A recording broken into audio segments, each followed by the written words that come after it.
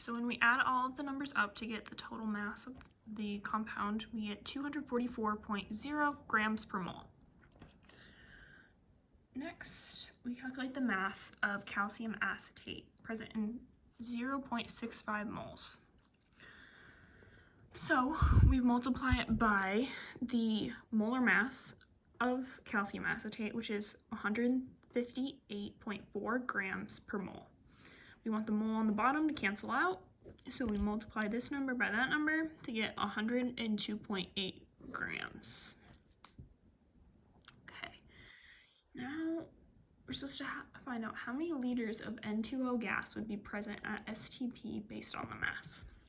So usually you're given an amount of grams to make this conversion, so we're just going to use the base number of the molar mass. So the molar mass of N2O is 44.01 grams per mole. And then you take the number of moles that you would get and multiply it by 22.4 liters. So this is the constant, or the base. So it's per 1 mole. So we'll take the 1 mole and multiply it by 22.4 liters over 1 mole. And then the moles cancel out and you're left with 22.4 liters. In a case where you had a number of grams, you would do the conversion factor to figure out how many moles there are per the amount of grams you're given, and then multiply that by 22.4 liters to give you how many liters of gas you have.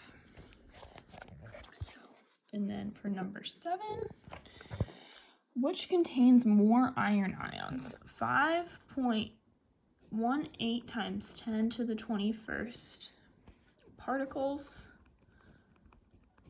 Here, I'm just going to write it on the next page. So we have more room. So 5.18 times 10 to the 21st particles of Fe2S3.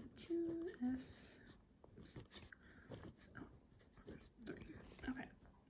Or 180.5 grams of iron.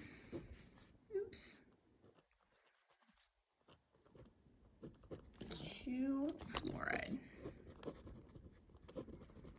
Okay, so first we're going to look at this. So the particles in this situation represents formula units because it is an ionic compound.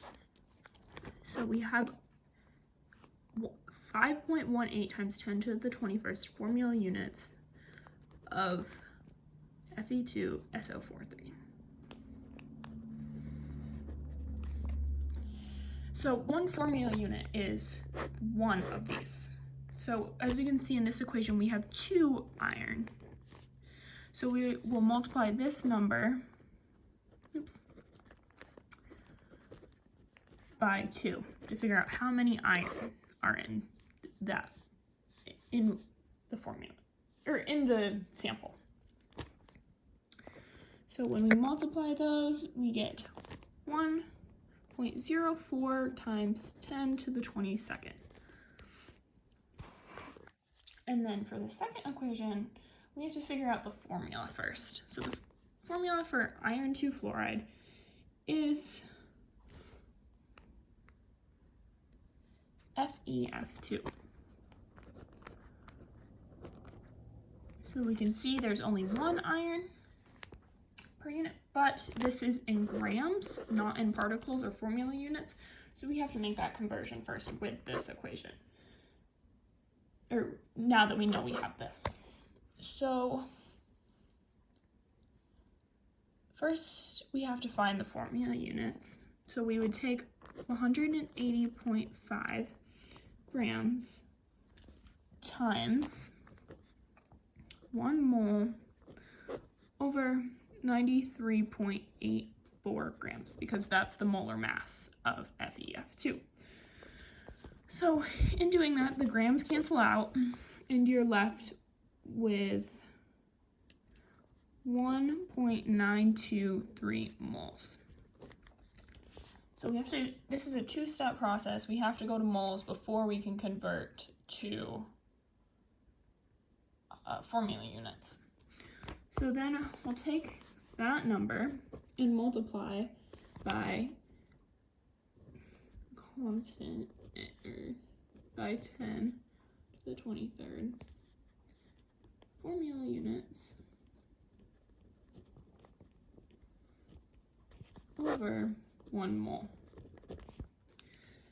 So when we do that multiplication, we are given 1.16 times 10 to the 24th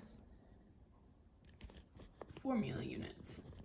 And since there's only one iron per formula unit, this is the number we're left with.